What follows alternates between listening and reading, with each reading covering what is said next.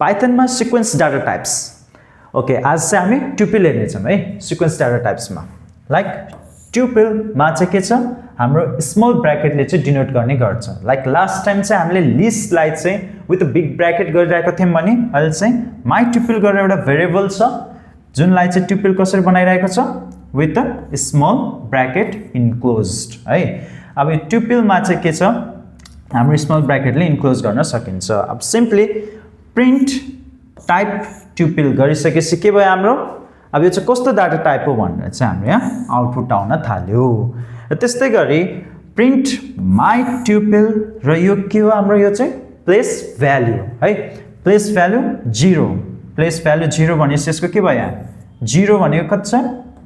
1 हो त्यसरी चाहिँ आउने भयो है अब ट्युपल र लिस्टमा चाहिँ के डिफरेन्स देख्न सक्छौँ हामीले यहाँ भन्दाखेरि चाहिँ अब हाम्रो लिस्टलाई चाहिँ हामीले फर्दर इन्सर्ट पनि गर्न सकिरहेको थियो इन बिट्विन बट ट्युपलमा चाहिँ हामीले त्यो गर्न मिल्दैन गर्न सकिँदैन है okay range Python sequence data टाइपको यो अर्को टपिक रेन्ज अब रेन्जमा चाहिँ हाम्रो के हुन्छ रेन्ज भन्नाले के बुझिन्छ हाम्रो एरिया हो यहाँदेखि त्यहाँसम्म भन्ने तरिकाको हैन त्यस्तै गरी हामीले यहाँ पनि रेन्ज बनाउन सकिन्छ like my range is a variable where range 5 गरिसके के भयो अब यसले चाहिँ 5 सम्मको रेन्ज चाहिँ बनाउने भयो है अब रेन्ज चाहिँ कसरी बनाउँछ त अब यो रेन्ज भन्छ नि यो रेन्ज भन्ने चिज चाहिँ कसरी हुन्छ 0 1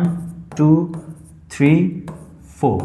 अब यो रेन्जले चाहिँ यो आउटपुट दिने गर्छ के जस्तै किन हेर्नु त यहाँ हाम्रो नर्मल काउन्टिङमा 1 2 3 4 5 को रेन्ज कम्प्लिट भइसकेको छ हो अब यसै गरी यही पनि भनिरहेको छ generates number from 0 to 4 right अब त्यस्तै गरी अब हामीले कुनै पनि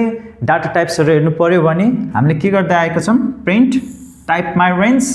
आउटपुट क्लास रेन्ज हो यो चाहिँ आउटपुट आको हाम्रो इट्स अ रेन्ज भनेर चाहिँ डिनोट गरे के अब यो सब चीजहरु चाहिँ हाम्रो केमा काम लाग्ने भयो मोस्टली लाइक युजिङ फर लुपहरु for I in my range भन्यो अनि के भयो आई चाहिँ आईमा चाहिँ के स्टोर हुने भयो 0 to 4 सम्मको हाम्रो नर्मल नम्बर्सहरु चाहिँ स्टोर हुने भयो त्यसलाई चाहिँ हाम्रो सिम्पली लुपमा चाहिँ प्रिन्ट गर्ने भयो है